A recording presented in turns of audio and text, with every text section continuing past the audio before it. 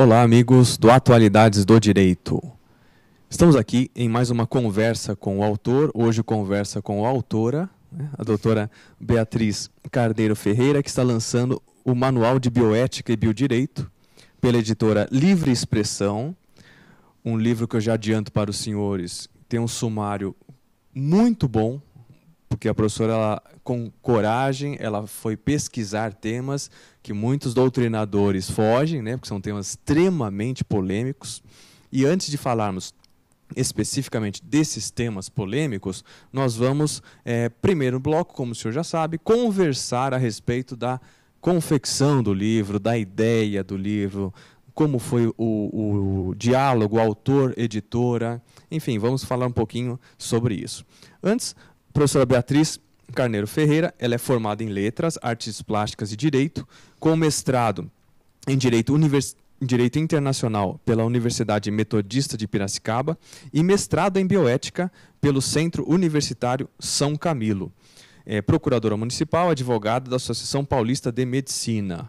É autora do livro O Médico e Seus Direitos, está aqui um outro livro da professora, O Médico e Seus Direitos, pela editora Nobel. Então, além do livro que vamos falar hoje, a professora também editou esse livro, O Médico e Seus Direitos. Os médicos cotidianamente buscam trabalhos editoriais como esses, porque eles têm um pouco de receio de advogado, sempre tem processo contra eles, então ele quer saber exatamente quais são os meus direitos para que eu possa atuar. E a professora também, ela dá aula sobre biodireito, então ela fala de bioética, fala de biodireito, e ela passeia por essas duas áreas com muita propriedade, o que lhe dá, além de ser advogado da Associação Paulista de Medicina, muita bagagem teórica e também muito trabalho prático, que enriquece demais o nosso debate. Então, professora Beatriz, bem-vinda ao Atualidades do Direito. Obrigada. E suas considerações iniciais para os nossos colegas que estão nos assistindo. Bom, a intenção do livro, né? Primeiro, muito obrigada pelo convite de estar aqui, né? É um prazer, né? E esse livro eu tive a ideia de escrever porque bioética é um tema apaixonante, né? Eu fiz o mestrado na São Camilo, fui da primeira turma de mestrado, já era aprovado pela CAPES, né? E tive professores brilhantes, os quais agradeço muito pela minha formação nesse mestrado, né? Bom, aí saindo do mestrado, fazendo mestrado, eu já dava aula de bioética, que é uma matéria nova na grade curricular das faculdades de Direito, né? Embora exista também nas faculdades de Medicina e Enfermagem, né? Bom, enfim, eu notei que o mercado de livros, de literatura nesse sentido, é um mercado escasso. Porque quando eu fui escrever a minha dissertação de mestrado, eu não encontrava material para isso, né? Então, eu fui pesquisando, depois que eu terminei a dissertação, que foi sobre... Na época, era a lei de biodiversidade, que era a questão dos embriões excedentários, né? Que havia aquela ação direta de inconstitucionalidade. Então, eu abordei aquela questão do direito à vida, que era defendido pelo procurador-geral na época. E, no fim, a lei acabou sendo aprovada, né? Enfim, esse foi o meu tema. E depois, eu resolvi abordar outros aspectos, né? E fui fazendo pesquisas e até chegar, né, nesses temas que eu encontrei. Certo. E como foi a conversa com a editora? Foi uma conversa fácil? Fácil, acho que em virtude do tema ser bastante... A matéria ser escassa em termos no mercado, como eu disse. Então, não houve problema. Eles já se propuseram a editar o livro para mim, tanto que eu não procurei muitas editoras. Eu já lá de imediato, eu estava com o livro pronto, eu queria já... Mesmo porque, por ser um tema... São temas ainda que eu não queria que as coisas ficassem defasadas. Então, queria publicar de imediato, porque existem projetos tramitando, enfim. Eu podia, quando estivesse pronto lá na frente, a coisa estivesse defasada, que não é o caso. Graças a Deus, eu consegui, né, pegar a coisa ainda andando, os projetos de lei ainda não foram aprovados e tal. E é importantíssimo o que a professora colocou, é a questão desse timing editorial. O autor e a editora, eles estão sempre ligados se o que ele está escrevendo está acontecendo, para que no momento em que der aqueles 20 dias de gráfica, ele não fique desatualizado, né? Chega um livro impresso no mercado desatualizado. Mas, então, a professora, para trabalhar essas questões, certamente fez uma pesquisa também sobre projetos de lei, né? Ah, sim, sim. E esses projetos, eles são projetos polêmicos, né?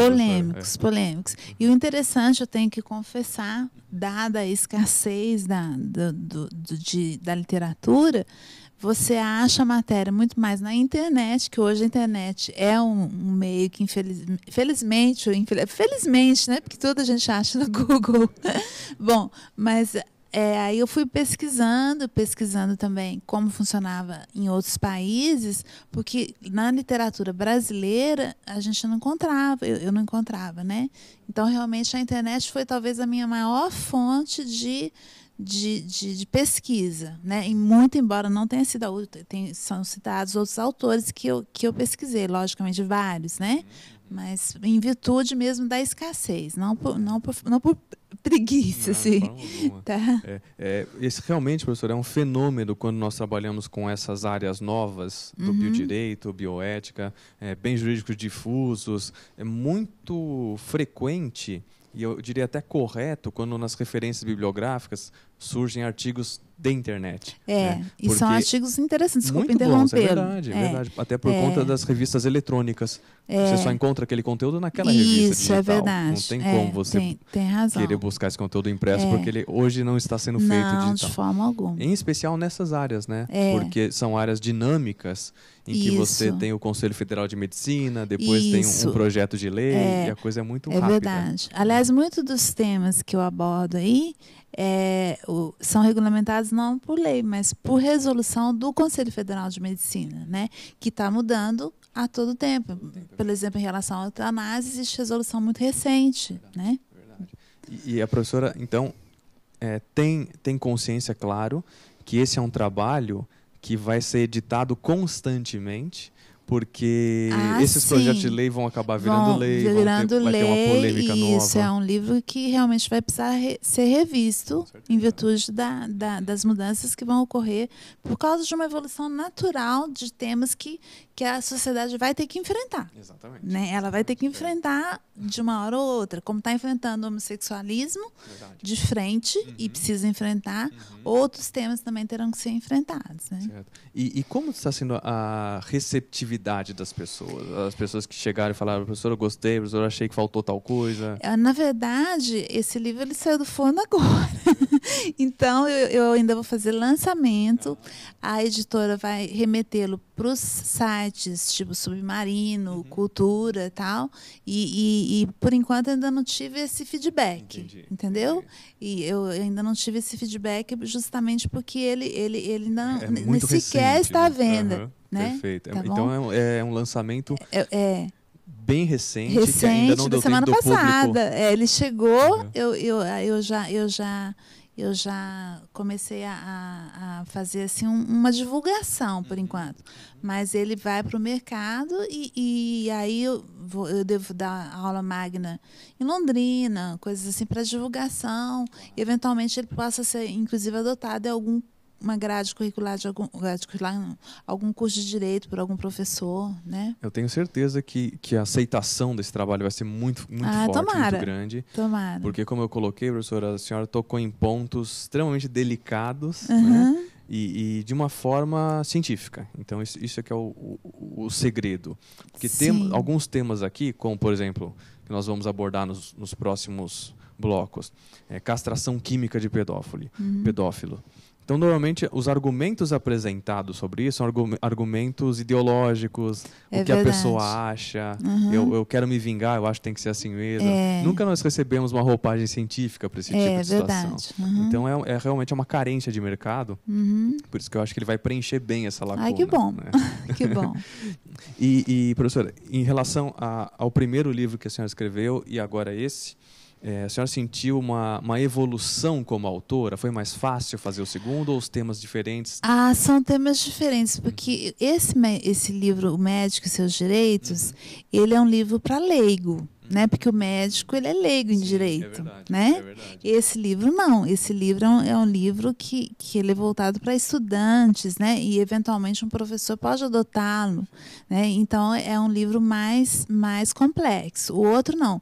Ele, em virtude de eu fazer a defesa de erro médico, o que eu abordo? Eu abordo como que é um processo crime por erro médico, um processo crime por lesão corporal, culposa normalmente, né? Eu abordo as questões do Código de Ética Médica, atestado médico e indenização por erro médico, mas tudo num linguajar extremamente simples, né? Então foi mais simples de escrever. Tá? Então a ideia é sair do juridiquês naquele livro, é né? Isso. E aqui voltar com uma linguagem mais uma linguagem mais técnica. Mais técnica ali. E sobre esse livro, professora, qual o tema que a professora achou mais difícil falar? Eu acho... Existe um tema aí que é extremamente polêmico, né? E que eu pesquisei muito para colocar. É a questão da doação de órgãos, né?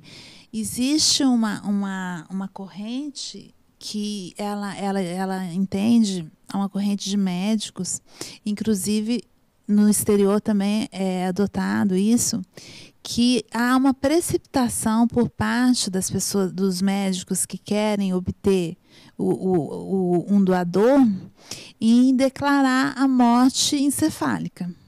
E eles deixam de submeter esse paciente à chamada... É um tratamento que baixa a temperatura do corpo, tá? E é como se fosse uma omissão de socorro. E, em virtude disso, a pessoa acaba tendo uma morte que talvez ela não tivesse, ela voltaria, entendeu? Pelo afã de captar esses órgãos, né? Então é muito polêmica essa questão. São poucas pessoas que assim enfrentam isso. Não eu dizendo que eu estou enfrentando, digo que são poucos médicos que enfrentam essa questão e que concordam que de fato existe essa possibilidade de se esperar um pouco mais, se fazer um tratamento um pouco mais eficaz para a pessoa voltar e não haver a necessidade da remoção dos órgãos, né? Então, esse afã médico, essa urgência, não seria pela deterioração dos órgãos ou eles continuariam bons? Não, eles continuam bons. É que existe uma fila muito grande pela espera de transplante, né? Então, como a questão científica entre eles é um pouco dividida, embora nos outros países eles entendam que deixar de fazer esse tratamento, que é essa hipotermia, chama-se hipotermia, seria omissão de socorro mesmo. Aqui no Brasil não se faz e sequer se comunica à família dessa possibilidade. Isso nunca é comunicado mesmo.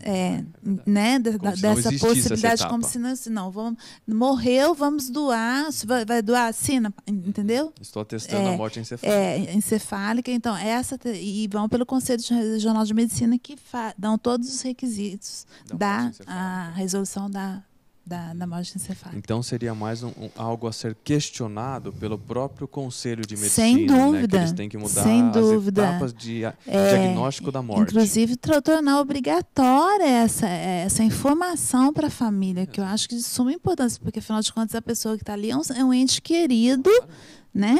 E não um mero doador. Exatamente. Né? E não tem cabimento você acelerar uma morte para salvar uma vida. Seria uma discrepância inconstitucional. É verdade.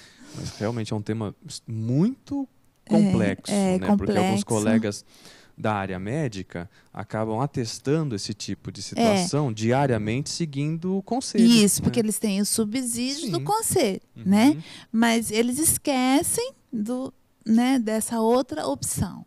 Né? E existem casos nos Estados Unidos em que, feito esse tratamento, essa hipotermia, hoje a pessoa está viva, está bem, né? E ela seria um potencial doador no Brasil. Tá?